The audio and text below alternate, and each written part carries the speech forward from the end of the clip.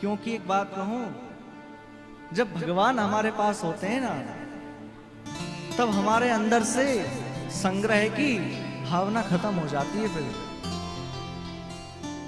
उसकी संग्रह की इच्छा ही खत्म हो जाती है। फिर तो जो हाथ में आता है सब लुटा देते हैं। नंद बाबा के हाथ में जो कुछ आ रहा है सब लुटा रहे हैं। किस प्रकार, जब अयोध्या में भगवान श्री रामलला का जन्म हुआ, वहां भी महाराज दशरथ के हाथ में, कौशल्या के हाथ में जो कुछ आ रहा था सब लुटा दे रहे थे। उसी प्रकार यहां भी सब लुटा जा रहे हैं। जिसके हाथ में जो आ रहा है सब एक दूसरे को लुटा रहे हैं। गोपगण गोपियां सब आनंद में भरी हैं और खूब बड़ा सुंदर उत्सव मन रहा है ब्रज में। अब कुछ दिन बाद उत्सव चल ही रहा था। उत्सव चल रहा था तो नंद बाबा को याद आया कि हमें कर देने जाना है। इस बार तो हम नंदोत्सव में ऐसे लगे कि कंस को कर देने ही नहीं जा पाए। कर देने जाना पड़ेगा। तो गोप वालों से कहा, देखो भैया, तुम लाला की रक्षा करना, तुम लोग खूब उत्सव मनाओ, मैं अभी आता हूं कर देकर। अब सब उत्सव मनाने लगे। नंद बाबा मथुरा चले गए। वहां जाकर वसुदेव जी से मिले, कंस को कर दिया। तो वसुदेव जी से मिल ही रहे थे। इतने में कंस ने आपातकालीन बैठक बुलाई, इमरजेंसी मीटिंग, और उसमें प्रस्ताव रखा गया कि देखो, वह कन्या कहकर गई थी कि तुम्हारे मारने वाला कहीं आ चुका है। हमने कल सुना था ना, उस कन्या ने कहा कि तुम्हें मारने वाला कहीं और आ चुका है। अब उसको कैसे ढूंढा जाए, कैसे मारा जाए? क्योंकि जब छोटे बालक होते हैं ना, तो वह अपने माताओं के संरक्षण में रहते हैं, माता के संरक्षण में रहते हैं, और अंतःपुर में रहते हैं। तो वहां तक कोई राक्षस तो जा नहीं सकता, फिर उसको कैसे मारा जाए? तो दूर से चली आ रही थी एक देवी राक्षसी, जिसका नाम था, क्या नाम था? मौसी जी। चली आ रही थी। कहा कि महाराज ये काम मुझ पर छोड़ दो आप। कंस बड़ी जोर से हंसा। कभी अपनी शक्ल आईने में देखिए, अरे तुम्हें कोई घर में भी घुसने देगा? पूतना ने कहा, आप चिंता मत करो, मैं माया से बड़ा सुंदर रूप बनाना जानती हूं, बड़ा सुंदर रूप बनाकर जाऊंगी। पूछा कि कहां जाना है? तो ब्रज में सबसे ज्यादा हल्ला यदि कहीं का था तो वह नंद भवन का ही था। पूरे ब्रज में नंद भवन की चर्चा चल रही थी कि भैया वहां बड़ा अनोखा बालक हुआ है, बड़ा सुंदर बालक ने जन्म लिया है। पूतना ने कहा, मैं पहले वहीं जाऊंगी। माया से बड़ा सुंदर रूप धर लिया।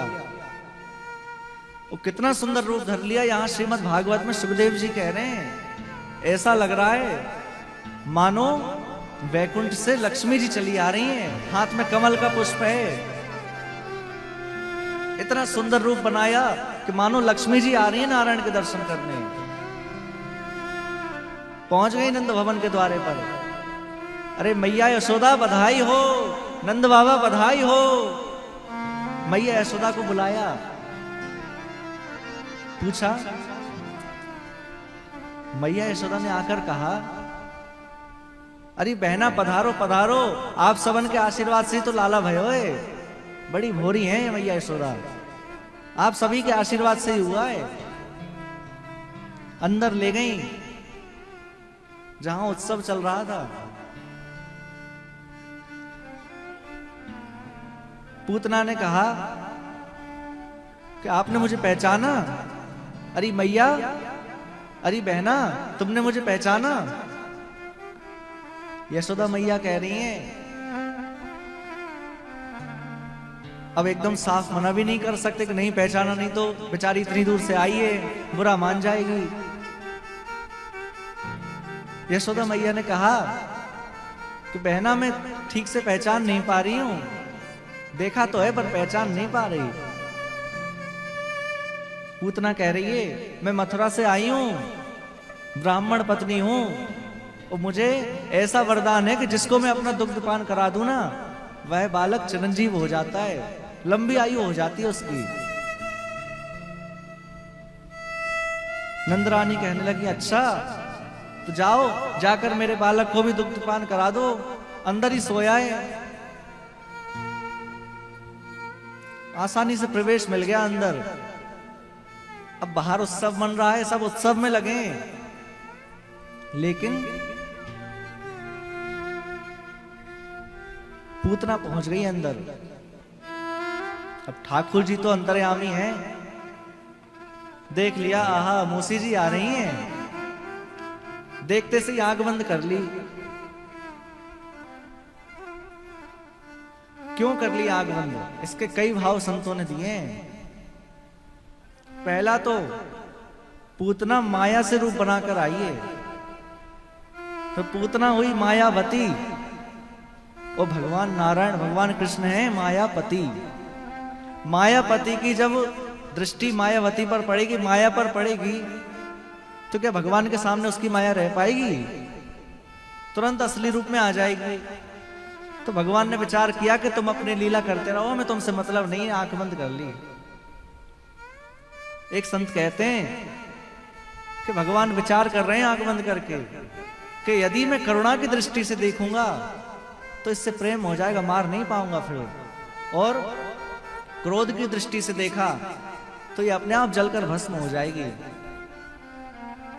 इसलिए आंख बंद कर ली। तीसरा कारण, एक संत कहते हैं इसलिए आंख बंद करिए, भगवान विचार कर रहे हैं कि भले ही मारने आइए, लेकिन काम कौन सा कर रही है? जो मां करती है, दूध पिलाने का। तो आंख बंद करके विचार कर रहे हैं कि यदि मैं इसको यशोदा की गति प्रदान कर दूंगा तो फिर यशोदा मैया जो मुझे इतने प्रेम से दुग्ध पिलाती है उसको कौन सी गति दूंगा। आंख बंद करके विचार कर रहे हैं। एक और कारण, भगवान ने इसलिए आंख बंद कर ली कि दृष्टि वहीं डालना चाहिए जो दृष्टि का पात्र हो। पूतना दृष्टि का पात्र नहीं है, पूतना दृष्टि डालने की पात्र नहीं है। राम अवतार में वहां भी एक राक्षसी आई थी। कौन? शूर्पणखा। आकर क्या कह रही थी कि मैं कुंवारी हूं, मुझसे विवाह कर लो। तो भगवान उसकी तरफ देख नहीं रहे, भगवान देख रहे हैं जानकी जी को और उत्तर दे रहे हैं शूर्पणखा को। देख नहीं रहे क्योंकि शूर्पणखा दृष्टि का पात्र नहीं है।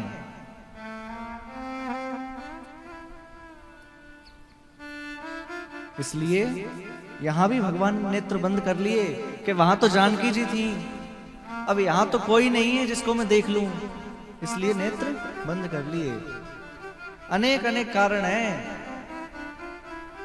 एक संत कहते हैं कि मानो भगवान शंकर को याद कर रहे हैं कि भोले बाबा आ जाइए, आपका ब्रेकफास्ट तैयार है, बुला रहे हैं। एक संत ने कहा कि देखो, जो जहर बना सकता है वो क्या जहर पचा नहीं सकता? वो तो राक्षसों को मारने का काम यहां से शुरू कर रहे हैं, तो मानो आंख बंद करके गणेश जी का ध्यान कर रहे हैं कि अब यहां से मैं राक्षसों को मारने का काम शुरू कर रहा हूं। अनेक अनेक भाव हैं। और एक साधारण सा भाव, जब कोई छोटा बालक होता है ना, वह अपनी मां को खूब प्रेम से देखता है लेकिन माँ के अतिरिक्त यदि कोई स्त्री को देखता है ना तो डर जाता है, आंख बंद कर लेता है। इसलिए ठाकुर जी ने नेत्र बंद कर लिए, अनेक भाव दिए। अब पूतना ने आकर देखा कि लाला सोया हुआ है, सोया हुआ समझकर भगवान को उठा लिया, लाला को उठा लिया। और किस प्रकार? बोले जिस प्रकार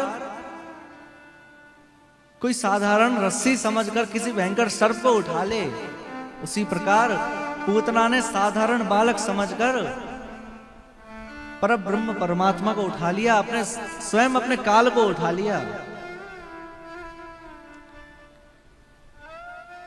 दुग्ध पान कराने लगी।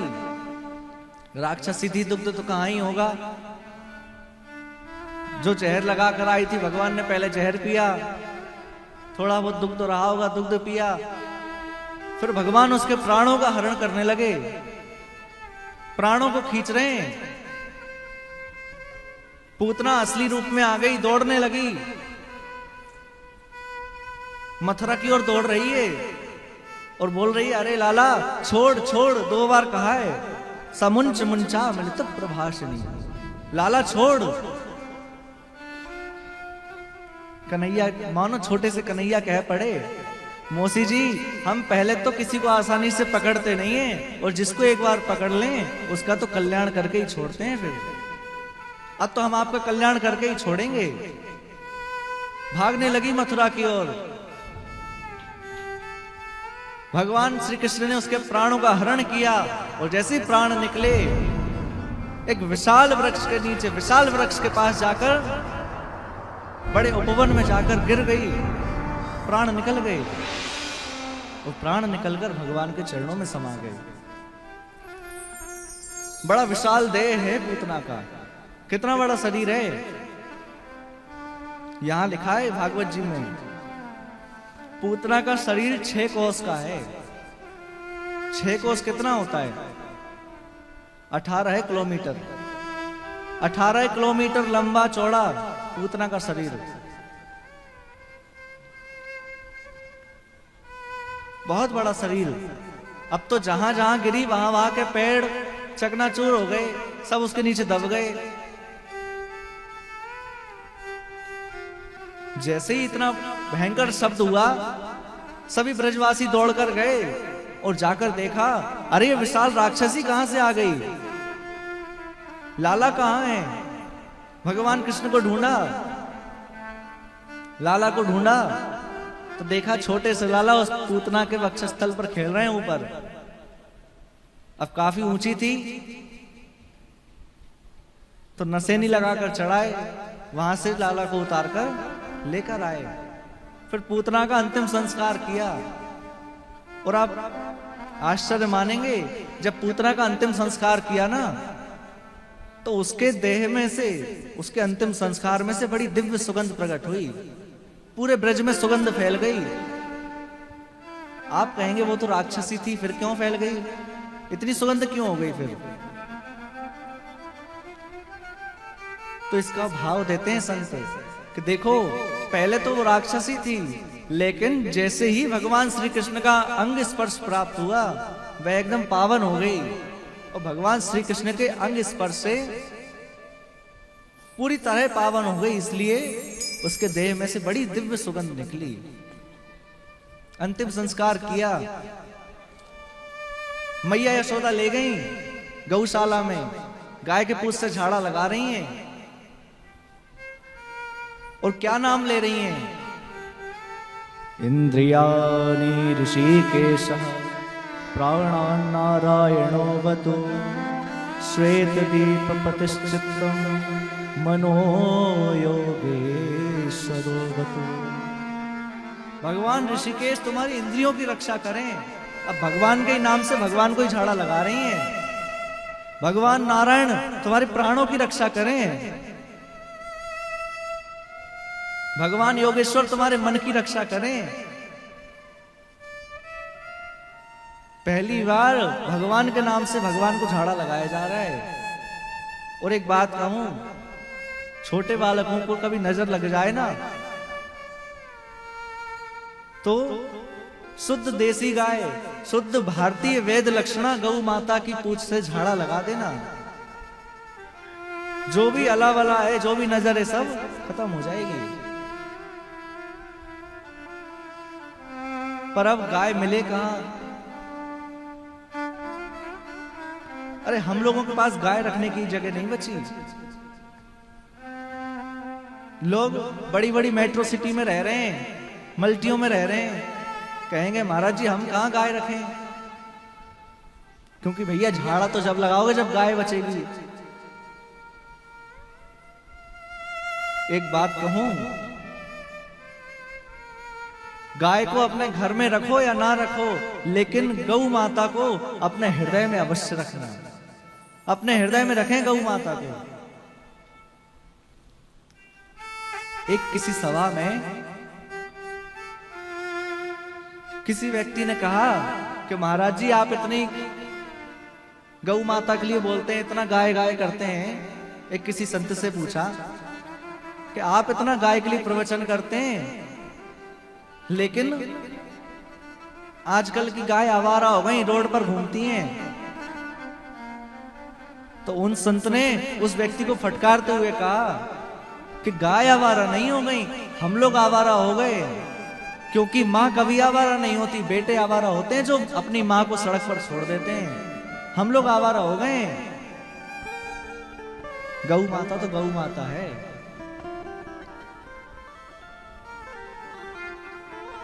अब गाय नहीं रहेगी, गाय की जगह और कुछ रहेगा। कल भी मैंने संकेत किया था, गाय की जगह हम और कुछ रखेंगे तो क्या उसकी पूंछ से झाड़ा लगा देंगे? गाय के गोबर से हम लीपते हैं, तो और कुछ से आप लीप देंगे? भैया गौ माता ही होती है। गाय का स्थान हम अपने हृदय में रखें। गाय की पूंछ से झाड़ा लगाया और झाड़ा लगाकर भगवान श्री कृष्ण को शुद्ध किया है, गौमूत्र पिलाया। और यहां एक विशेष बात है, जिनके दर्शन करने से संपूर्ण विश्व ब्रह्मांड पवित्र हो जाता है ना, उन भगवान को भी पवित्र करने में सामर्थ्य है भगवान का नाम। भगवान का नाम भगवान को सब पवित्र कर रहा है। बड़ी अद्भुत महिमा है भगवान के नाम की। शुद्ध किया। और यहां श्री सुखदेव जी कह रहे हैं कि देखो भगवान कितने दयालु हैं। जो विष लगाकर मारने के लिए आई थी, उस पूतना को भी अपनी मां की गति प्रदान कर दी। परम धाम भेज दिया। जहां मैया यशोदा को भेजना था, वहां पूतना को भेज दिया। भगवान अवगुण नहीं देखते। पूतना को मां की गति प्रदान कर दी। अहो वकीयं स्तनकालकूटं जिघांसयापाय यदाप्य साध्वी लेभे गतिं धातृचितां ततोऽन्यं कं वा दयालो शरणो व्रजेत्।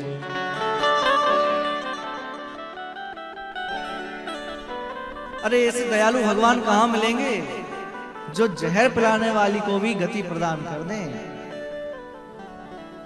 ओ प्रभु, क्या वह आप अपना स्वभाव भूल गए हैं क्या? अरे जो पूतना मारने आई, उसको तो आपने गति प्रदान कर दी। हम लोग आपको अपने लाला की तरह लाड़ लड़ाते हैं, आपको इतना मानते हैं, आपकी इतनी सेवा करते हैं, पर क्या हम पर आपकी दृष्टि नहीं है? पूतना की तो गति प्रदान कर दी आपने। पूतना से तो कई लाख गुना अच्छे हैं हम लोग। भगवान से कहें, क्या वह स्वभाव पहला सरकार अब नहीं है? क्या वह स्वभाव पहला सरकार अब नहीं है?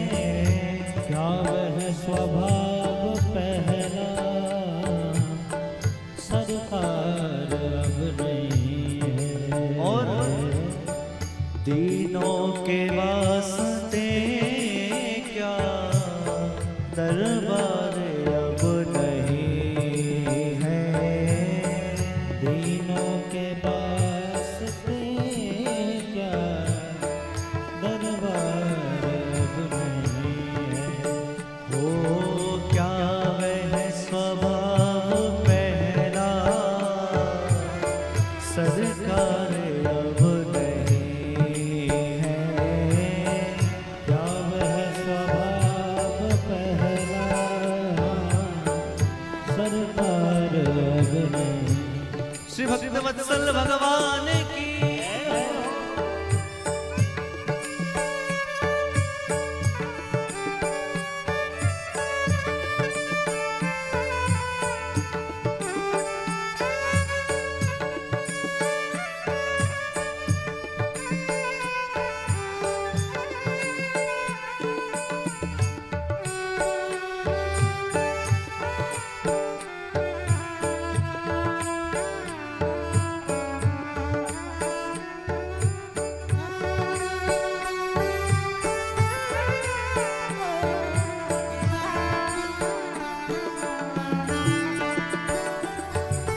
या तो दयालु मेरी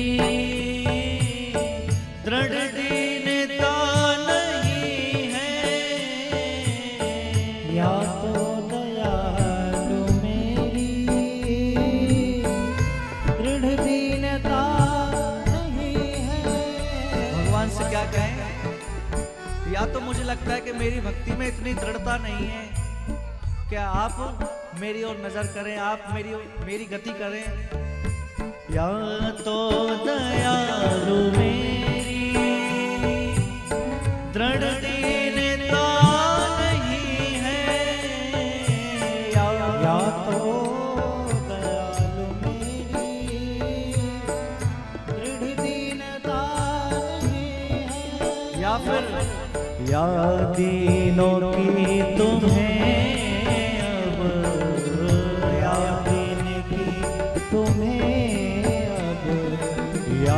दीनों की तुम्हें अब, याद की तुम्हें अब दरकार ही नहीं है।